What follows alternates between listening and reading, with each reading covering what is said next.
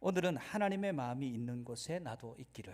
한번 따라해주세요. 하나님의 마음이 있는 곳에 나도 있기를. 어느 날 신문사에 제보가 하나 들어왔어요. 트럭이 언덕을 올라가다가 그냥 뒤로 미끄러져서 어느 집을 덮친 거예요. 그래서 지붕으로 트럭이 덮치면서 그 집이 엄청난 피해를 입은 거예요. 그 제보를 어느 신문사 편집장에게 제보를 했더니 신문사에 그런 사건이 한두 건이라 해야죠. 별로 관심이 없어요. 그렇게 큰 일은 아니구나. 그러면서 대수롭지 않게 받아들이니까 제보자가 이렇게 얘기합니다. 편집장님께서 그렇게 말씀하시니까 제보하는 제 마음이 너무너무 편합니다. 그 집은 편집장님의 집입니다. 이렇게 얘기했다는 거예요. 여러분, 사건 사고가 얼마나 많이 일어납니까? 그런데 그 사건 사고의 당사자가 내가 아니면 별 관심이 없어요. 내 일이 아니니까. 그런데 그 일이 내 일이 되면, 나의 일이 되면 이건 보통 문제가 아닙니다. 중요도가 확 달라지는 거예요.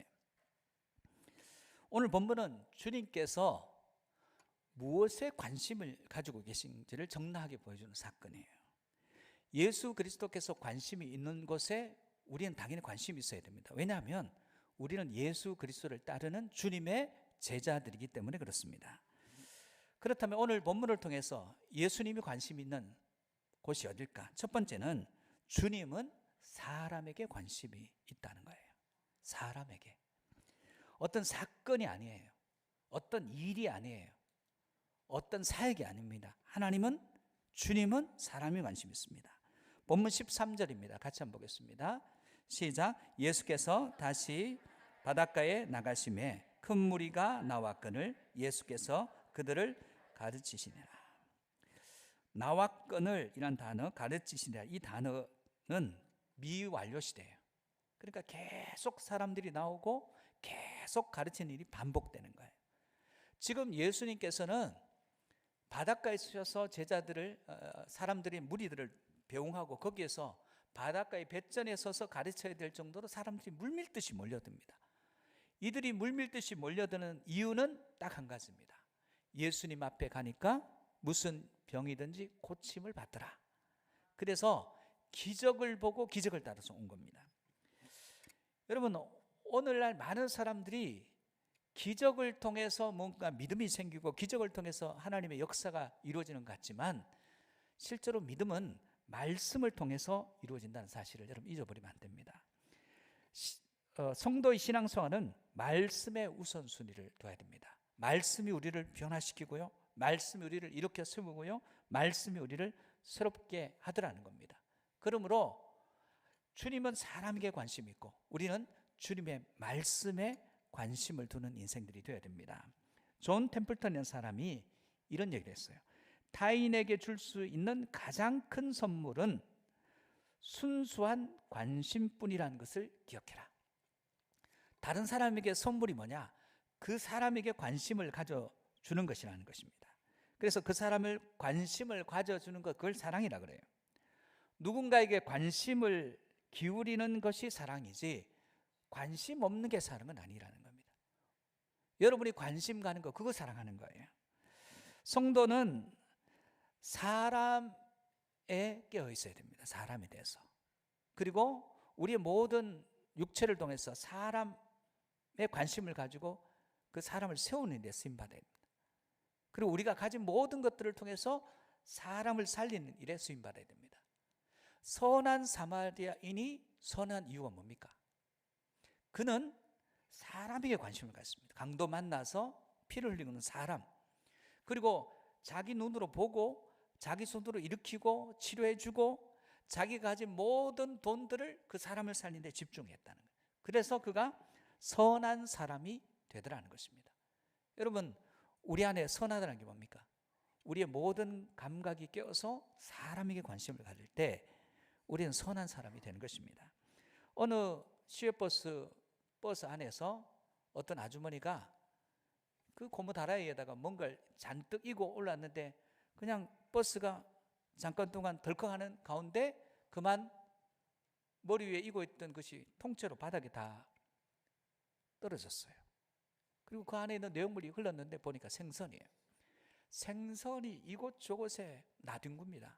사람들이 출근 시간이니까 저 생선이 나한테 닿을까 봐 모두 발을 들고 피하고 난리가 났어요. 아무도 저 비린내난 생선을 만지면 오늘 하루는 끝인 거예요. 옷에다 닿으면 이 냄새가, 비린내가 빠지지 않으니까 다 피하는데, 유일하게 양복을 깔끔하게 차려 입은 한 청년이 그 양복 입은 손으로 생선을 주어서 그 아주머니의 그 고무다라에 담아주는 거예요. 그걸 보는데 그 청년의 왼쪽 가슴에 모 대기업의 배지가 반짝반짝 빛나고 있어요.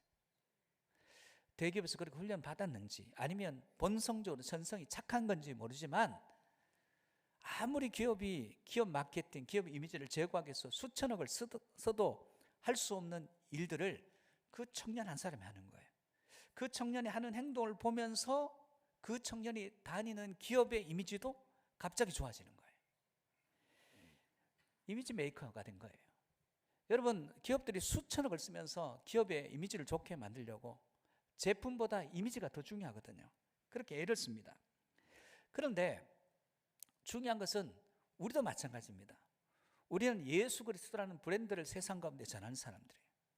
우리가 하는 행동을 통해서 예수 그리스도의 이미지가 좋아질 수도 있고 나빠질 수 있다는 사실입니다.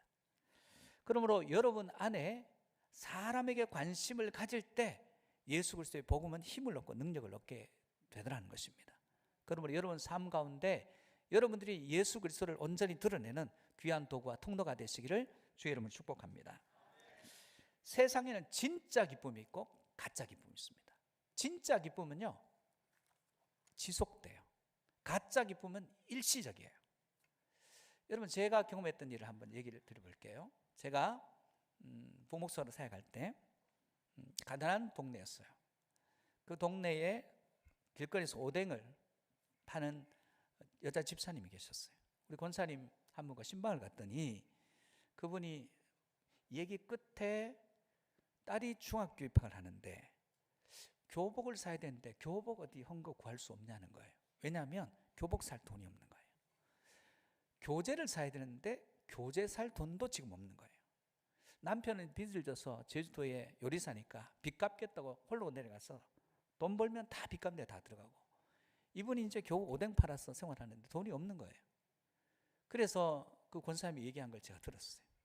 그래서 저희 집에 가서 다짜고짜 돈 10만 원 내놓으라 그러고, 그분도 집에 가서 10만 원 가져와서 교복 살고 교재 사는 게 20만 원이 드니까 그분 드렸어요. 한 사코 안 받겠다는 걸 쥐어줬습니다.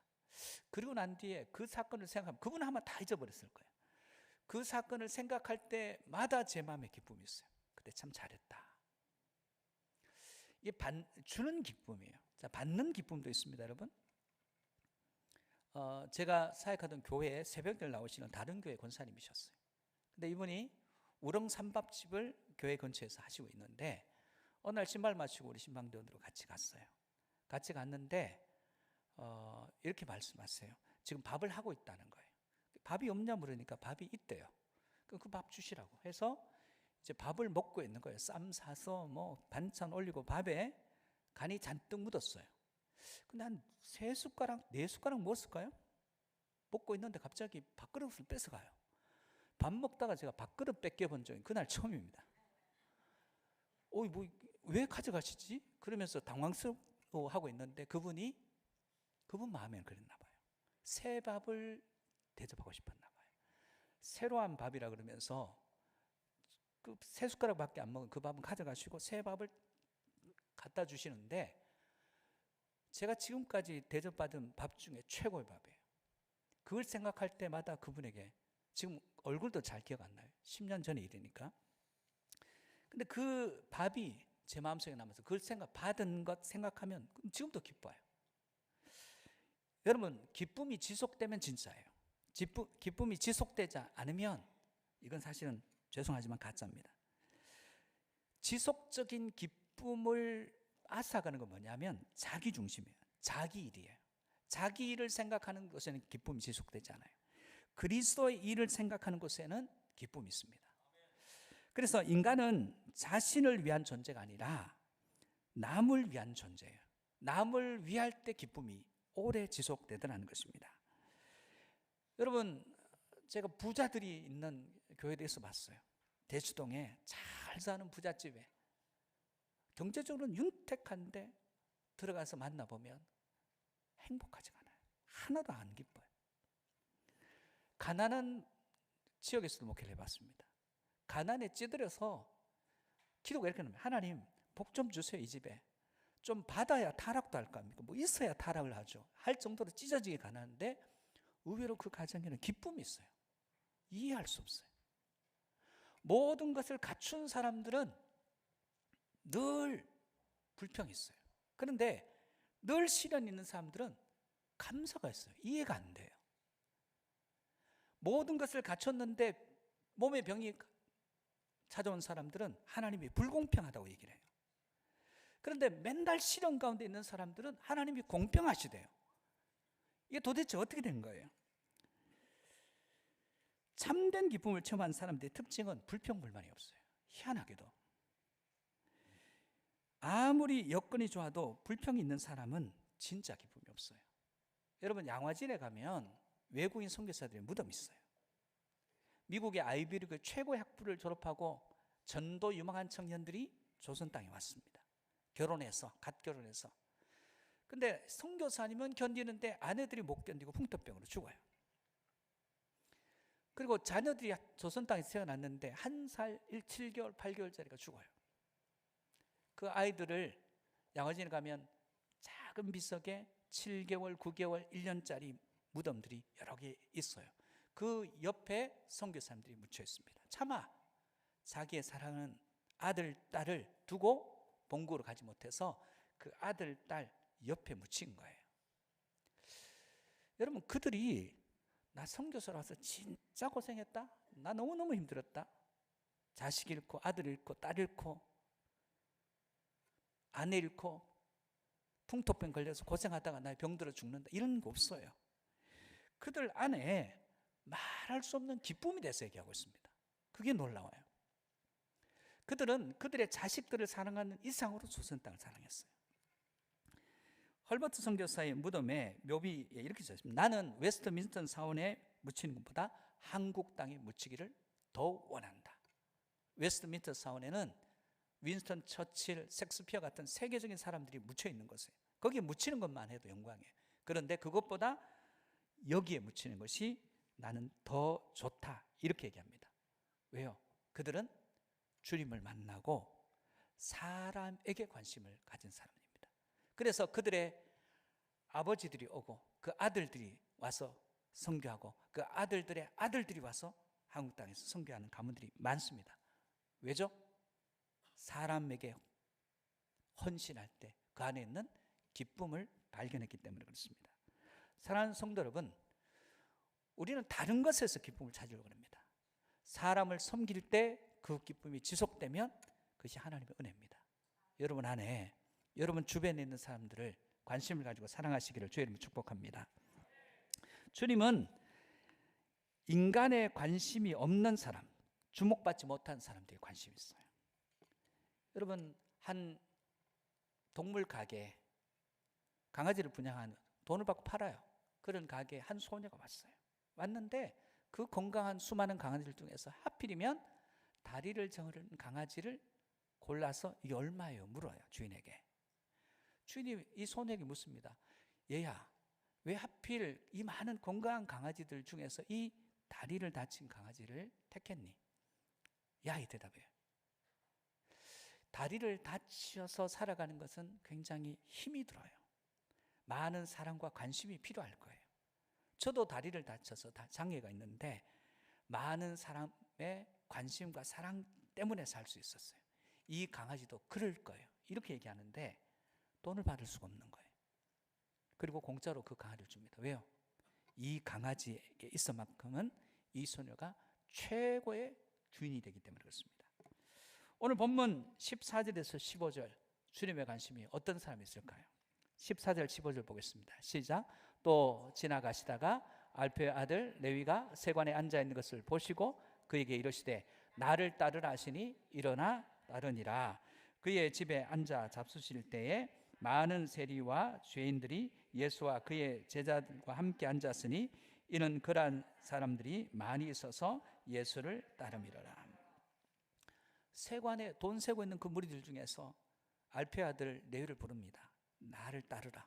따라요. 그리고 그 사람 집에 가서 밥을 먹습니다. 그 사람이 아는 사람들이 전부 세리와 죄인들이에요.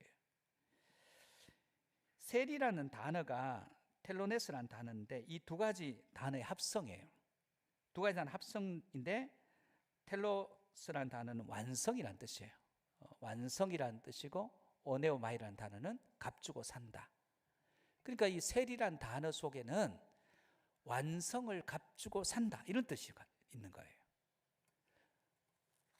그러니까 세리라는 단어 속에는 예수 그리스도께서 값주고 사야 완성되는 자다. 그런 의미가 대속의 의미가 여기에 포함되어 있는 것입니다.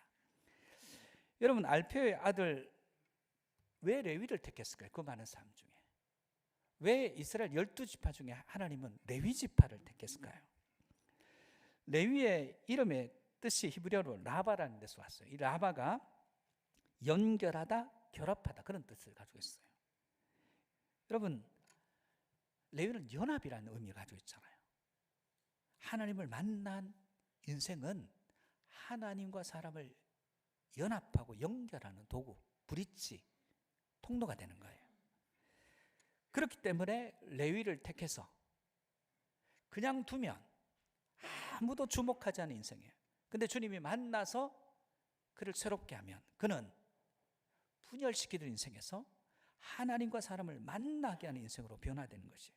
그래서 그를 불러서 세우시는 것입니다. 여러분 세리 레위도 주님의 부르신 이후에는 사람들의 손가락과 지탄을 받는 대상, 아무짝에도 쓸모없는 인생이 하나님이 쓰시는 위대한 도구와 통로가 되더라는 거예요. 여러분 우리가 볼품 없어도 됩니다. 우리가 물질이 없어도 건강이 없어도 가진 것이 없어도 사회적 지위가 없어도 괜찮습니다. 다 있어도 주님 만나면 끝이고 다 없어도 주님 만나면 새로워지는 것입니다. 그러므로 레위를 부르듯이 오늘 레위 같은 우리를 부르셔서 연합하게 하시고 연결하게 하시는 통로로 우리를 사용하심을 믿고 여러분이 어떤 형편인지 주님 만난 은혜가 있기를 축복합니다. 콘트라베이스라는 악기가 있어요. 이 악기는 한번 띄워보세요. 어떤 악기인지 한번. 이렇게 생겼어요. 제가 들고 다니는 거 봤는데 이거 버스에 들고 다니기가 어려워요. 웬만한 차에 들어가지도 않습니다. 이 육중한 것을 들고 다니면서 어깨에 기르고 연주를 하는데 독주 안 됩니다. 왜? 소리가 붕 이런 소리가 나요. 독주한다 그러면 거기에 그 콘트라베이스 연주를 듣기 위해서 티켓을 끊는 사람은 없을 거예요. 이 육중하고 소리도 별로인 사람을 하면 볼품 없고 그리고 목소리도 쉰 소리가 나는 이 악기가 오케스트라 연주는 반드시 있어야 돼요. 그런데 이 악기가 오케스트라에 그 연합되는 순간 그 오케스트라 전체를 빛나게 해요. 우리 인생도 그렇습니다. 혼자서는 아무것도 못해요. 그런데 두 사람이 만나면 시너지를 내는 사람들이 분명히 있습니다. 혼자서는 별 볼일 없는 인생인데 연합해서 할 때는 탁월한 능력을 발휘하는 사람들이 있습니다. 하나님이 찾으시는 사람은 그런 사람이에요. 탁월한 사람 아닙니다. 하나님이 쓰시는 사람 중에 탁월한 사람들 쓰면 어느 순간 교만해집니다. 별 볼일은 없는 사람도 조금 괜찮아지면 다 자기가 한 줄 알아요. 그래서 교만해지는 경우가 그런 사람들 한두 명 본 게 아닙니다. 우리 인생은 마치 콘트라베이스 같은 혼자서는 아무것도 못해요. 그러나 함께 연합할 때 시너지를 내고 하나님의 역사를 이루는 그런 도구와 통로가 되시기를 주의 이름으로 축복합니다. 여러분 성경 사도행전 16장에 보면 바울이 2차 선교 여행 때에 루스드라에서 디모데를 만나요. 디모데를 만나서 그를 너는 내 아들이다, 믿음의 아들이다 택합니다. 그리고 빌립보에 문제 생겼을 때 빌립보에 보내면서 왜 사도 바울이 디모데를 그렇게 사랑했는지 그 이유를 밝혀주고 있습니다. 빌립보서 2장 19절에서 20절입니다. 같이 한번 보겠습니다. 시작.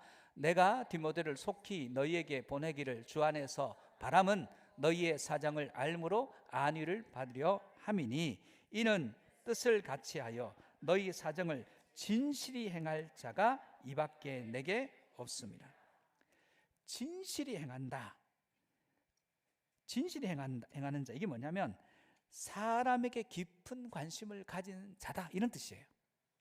진실히 행한다. 디모데가 가면 사건이 아니라 사람에게 깊은 관심을 가지고 문제를 해결하니까 디모데 가면 해결할 거다, 그런 믿음이에요. 사랑 관심입니다. 사랑한다는 것은 관심 가진다는 거예요. 사랑의 반대말은 무관심이에요. 미움이 아니에요. 일본의 수도원이 있습니다. 나무마다 이름을 붙여놨어요. 베드로, 안드레, 야고보, 요한부터 이름을 붙여놨는데 한 나무만 계속 죽어요. 이름이 가룟 유다예요. 사람들이 가면 나무인데, 야 이놈아 네가 왜 예수님을 팔았어, 이 나쁜 놈아. 계속 듣다 보니까 한 나무가 그냥 죽어버렸어요. 여러분, 요즘 연예인들이 20대 젊은 연예인들이 죽어요. 왜 죽는지도 안 나와요. 사람들이 자기도 잘 못 살면서 연예인들 그냥 가십거리로 계속 공격하다 보니까 말 듣다가 죽어버려요. 여러분들이 죽인 거예요. 만약 그 연예인 말을 보태는 부류에 속해 있다면 여러분 공동체도 마찬가지입니다. 사람을 말로 죽이는 게 확실한 방법이에요. 말로 죽이는 거예요. 여러분, 우리의 말이 수많은 사람들을 죽입니다. 수많은 사람들을 무너뜨립니다. 여러분, 세리 죄인들입니다. 비난받습니다. 이들이 아무리 주목하지 않아요. 매국노예요. 백성들의 고혈을 빨아먹는 파렴치한 인간들이에요. 그런데 그들은 진실해요. 지난번 말씀드렸죠. 진실합니다. 자기가 죄인인 줄 알아요. 자기가 나쁜 놈인 줄 알아요. 주님은 제가 그저께인가 한 인터넷 짧은 어떤 목사님의 설교가 있는데 거기 보면 이런 게 나와요.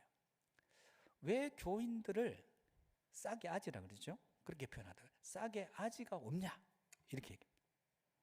의인인 줄 알아요, 우리가. 우리 의인 한 명도 없습니다, 여러분. 저도 의인하고 여러분도 의인하네요.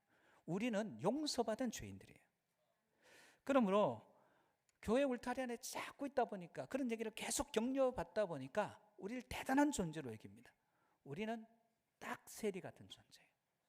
속해주지 않으면 완성되지 않는 존재, 값주고 사주지 않으면 완성되지 않는 존재입니다. 그런데 이런 우리에게 주님은 관심이 있습니다. 그들을 구원하시길 기뻐하십니다. 오늘 우리의 마음도 그런 사람들에게, 여러분, 우리 교회에서 하나님이 주목하시는 사람이 담임 목사가 아닙니다, 여러분. 여러분들이 같은 신앙생활하면서 가장 무시하는 사람, 말도 안 섞으려고 하는 사람, 그 사람에게 하나님은 가장 관심이 있다는 사실을 여러분 잊어버리면 안 돼요. 그러므로 죄인에게 주님은 관심이 있습니다. 주목하지 않는 사람에 관심이 있습니다. 주목하지 않는 사람에게 주님의 관심이 있으므로 여러분도 관심을 갖기를 주의 이름으로 축복합니다. 세 번째, 주님은 죄인들에게 관심이 있어요. 16절 17절입니다. 같이 보겠습니다. 바리새인의 서기관들이 예수께서 죄인 및 세리들과 함께 잡수신 것을 보고 그의 제자들에게 이르되 어찌하여 세리 및 죄인들과 함께 먹는가? 예수께서 들으시고 그들에게 이르시되 건강한 자에게는 의사가 쓸데없고 병든 자에게야 쓸데있느니라. 나는 의인을 부르러 온 것이 아니요 죄인을 부르러 왔노라 하시니라. 바리새인들은 왜 이렇게 얘기합니까? 왜 세리와 죄인들 생각합니까? 여러분, 오해하시면 안 됩니다. 바리새인들과 서기관들은 어떤 사람이냐? 여러분이 생각하는 가장 신앙 좋은 장로님, 권사님, 목사님이에요. 구제하고요, 헌신은 도맡아하고, 기도의 자리에 가장 많이 나타나고, 그리고 말씀을 많이 하는 사람이에요. 우리가 보기에 최상의 그리스도인, 그 사람들이 바리새인과 서기관들입니다. 근데 이분들의 입장에 보면 자기는 의인이에요. 의인이니까 주님이 필요치 않습니다. 영국의 한 세상은요, 하나님이 계실까 봐 벌벌 떱니다. 영국의 어떤 버스 광고가 이렇게 되었습니다. 안심하라, 하나님은 없다. 세상은 하나님이 있을까 봐 너무너무 두려워해요. 하나님만 없으면 살만한 세상인데 하나님 혹시 있을까 봐 두려워합니다. 여러분, 이들은 하나님이 필요 없어요. 의인이라고 생각합니다. 성경 뭐라고 얘기합니까? 로마 3장 10절입니다. 기록된 바 의인은 없나니 하나도 없어요. 의인 없습니다, 여러분. 죄인들만 있어요. 죄인 세리들은 주님과 온전한 관계를 맺습니다. 그러나 의인이라 생각하는 그들은 주님과 온전한 관계를 맺지를 못했습니다. 여러분, 만나야 됩니다. 죄인으로서 주님을 만나야 됩니다. 우리를 대속하시는 주님을 만나는 거룩한 주의 백성들 되시기를 주의 이름으로 축복합니다. 사람에 대한 관심이 변화를 일으켜요. 여러분, 사람의 영혼에 관심을 가져야 됩니다. 여러분, 작정하고 여러분 쓰라 그랬는데, 여러분, 다른 사람의 영혼에 관심을 가진 사람들이 내 영혼을 안전하게 지켜요. 여러분, 다른 사람의 영혼에 관심을 갖는 인생들이 되시기를 주의 이름으로 축복합니다. 사단은 우리가 사람의 관심을 끊게 만들어요. 그리고 생각 없이 살아가게 만듭니다. 조년 국수의 고수의 생각법이라는 책에 이렇게 되어 있어요. 핵심은 더 깊이 더 오래 생각해라. 기도가 생각하는 거예요. 말씀으로 생각하고 성령 안에서 생각하는 것입니다. 여러분, 우리가 바둑을 들 때 바둑 고수가 속기 바둑을 두는 사람이 고수 없어요. 마치 오목 두듯이 내 것만 생각하는 사람들은 항상 지죠. 오목도 지지 않습니까? 저는 바둑은 안 봅니다. 왜냐하면 바둑 너무 길어요. 그 중계방송 다 보려고 그러면 바둑 좋아하는 분들이야 그거 보지. 그 바둑을 좋아하지 않는 분들은 그건 너무너무 길어요. 그런데 한 수 가지고 오래 보면서 깊어져요. 생각 없이 하는 일은 다 죄진일이에요. 생각하면서 주님 앞에서 엎드려서 기도하면서 나아가는 것입니다. 여러분, 생각해야 됩니다.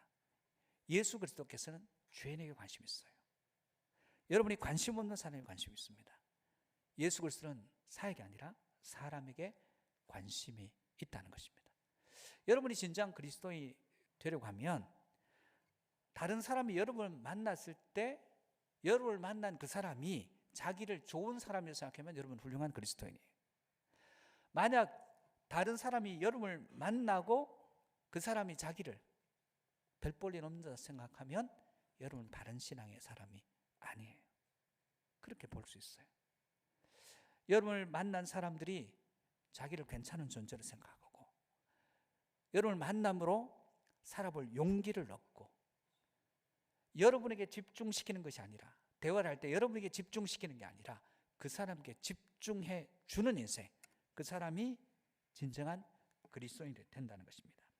신앙인은 자신이 아니라 상대에게 집중하고 그를 드러내는 사람이 신앙인이에요. 사랑하는 성도 여러분, 성경 사도행전에 보면 사울이 다메섹 도성에 주님을 만나요. 그런 인생을 왜 만나실까요? 그런데 주님 반대편에 서서 핍박하는 그를 만나시자 그에게 관심을 가지시자 그가 바뀌어요. 그리고 복음을 위해서 생명을 겁니다. 누가복음 19장에 삭개오를 주님께서 만나주시고 이름을 불러주시고 그 집에 가서 같이 식사하시고 그에게 말씀하시니 그가 변화돼요. 삭개오는 어떻게 변화됩니까? 그는 하나님에 대한 관심을 받고 하나님이신 예수 그리스도의 관심을 받고 사람에게 관심을 갖는 인생으로 바뀌어요. 왜 주님은 서기관과 바리새인들이 아니라 세리와 죄인들을 찾으셨을까요? 세리와 죄인들은 자기를 의인이라 생각하고 부족하다고 느껴요. 부족한 인생을 느낍니다. 그리고 자신과 타인을 구별하는 것이 아니라 자신을 낮춰요. 여러분 한번 생각해 봅시다. 우리는 사람을 만날 때 두 가지 관점에서 살아야 됩니다. 상대를 볼 때는 내가 생각하는 것 훨씬 나은 존재로 봐야 됩니다. 나는 어떻게 봐야 될까요? 생각보다 못난 인간으로 봐야 됩니다. 이게 그리스도인의 시각이에요. 그런데 우리 반대로 합니다. 상대는 낮춰보고 나는 높여요. 이건 바른 신앙이 아니에요. 상대는 높여보고 나는 끝없이 낮아져야 됩니다. 그때 우리는 하나님이 주목하시는 바로 그 사람이 됩니다. 하나님은 사람에게 관심 있습니다. 하나님은 여러분이 관심 없어 하는 사람에게 관심 있습니다. 하나님은 죄인들에게 관심을 가지고 있습니다. 죄인으로 설 때 하나님의 은혜와 긍휼을 덧입습니다. 우리 예배하는 모든 자들은 주의 긍휼을 덧입어야 될 인생들입니다. 하나님의 마음이 있는 그 사람에게 여러분도 그 사람의 마음이 가는 진정한 그리스도인 되시기를 주의 이름으로 축복합니다.